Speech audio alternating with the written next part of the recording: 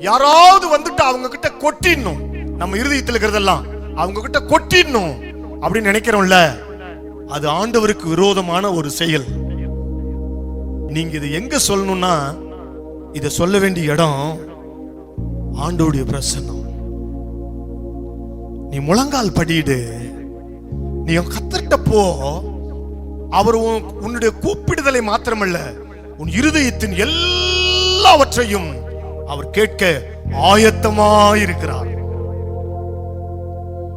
திரும்ப சொல்றேன், நீ உன்னுடைய காரியங்களை தேவனிடத்துல சொல்லாம உலக மனிதர்களிடத்துல, நீ நம்புகிற மனிதர்களிடத்துல சொல்லிக்கொண்டே இருப்பாயானால், திரும்ப சொல்றேன், கர்த்தர் உனக்கு கொடுக்கிறது உனக்கு வந்து சேராம போயிடும்.